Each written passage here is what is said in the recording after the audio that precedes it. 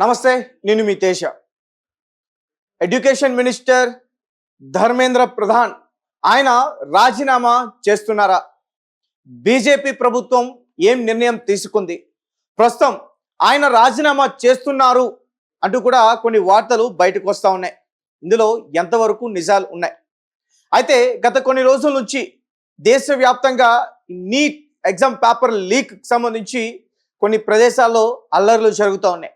అంటే ప్రొటెస్ట్ చాలా మంది చేస్తూ ఉన్నారు, మరికొంతమంది అల్లర్లు కూడా చేసే ప్రయత్నం చేస్తూ ఉన్నారు. ఇక తాజాగా ఢిల్లీలో జంతర్ మంతర్ దగ్గర ప్రముఖ వ్యక్తి సోనం వాంగ్చుక్ అతను దగ్గరగా ఒక 25 రోజుల నుంచి కూడా నిరాహార దీక్ష చేస్తూ ఉన్నారు. దీనికి కారణం ఏంటంటే నీట్ ఎగ్జామ్ పేపర్ లీక్ సంబంధించి కారకులైన వారందరినీ కూడా వారిని కఠినంగా శిక్షించాలి.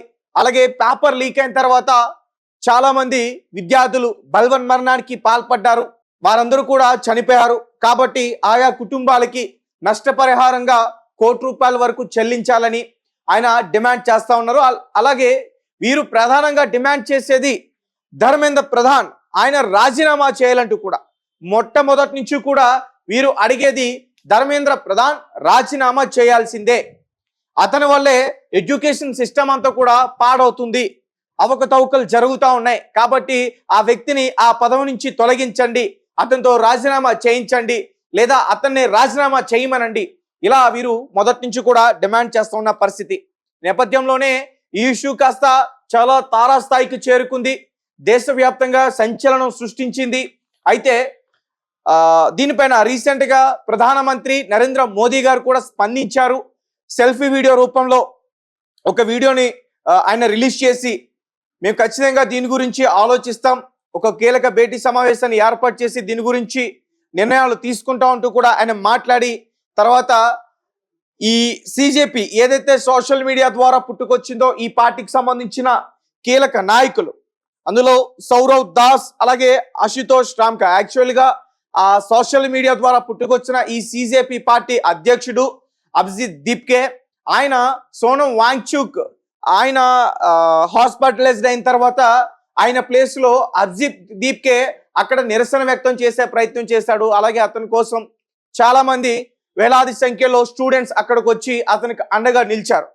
అయితే వీరిద్దరు సౌరవ్ దాస్ అలాగే అశుతోష్ రామ్కా వీరిద్దరు కూడా రీసెంట్ గా బీజేపీలో కీలకమైన నాయకులు జేపీ నడ్డా తర్వాత జితేంద్ర సింగ్ ఈ అంశానికి సంబంధించి సుదీర్ఘంగా 1 గంట పాటు కూడా చర్చలు జరిపారు.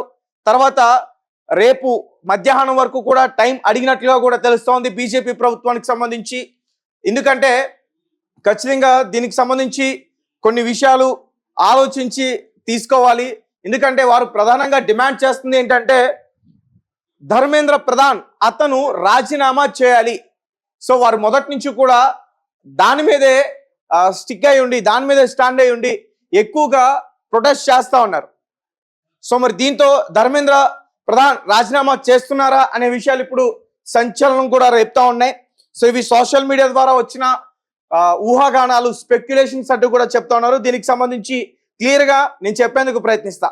నీట్ పేపర్ లీక్ వివాదం నేపథ్యంలో కేంద్ర విద్యాశాఖ మంత్రి ధర్మేంద్ర ప్రధాన్ రాజీనామా చేయాలంటూ కాక్రోచ్ జనతా పార్టీ సిజేపీ ఆధ్వర్యంలో విద్యార్థులు ఆందోళనలు ఉధృతం చేసినప్పటికీ ఆయన రాజీనామాకు మాత్రం కేంద్ర ప్రభుత్వం సుముఖంగా లేదని తెలుస్తుంది. ఈ విషయంలో వెనక్కి తగ్గే ప్రసక్తే లేదని ప్రభుత్వ వర్గాలు స్పష్టం చేస్తున్నాయి.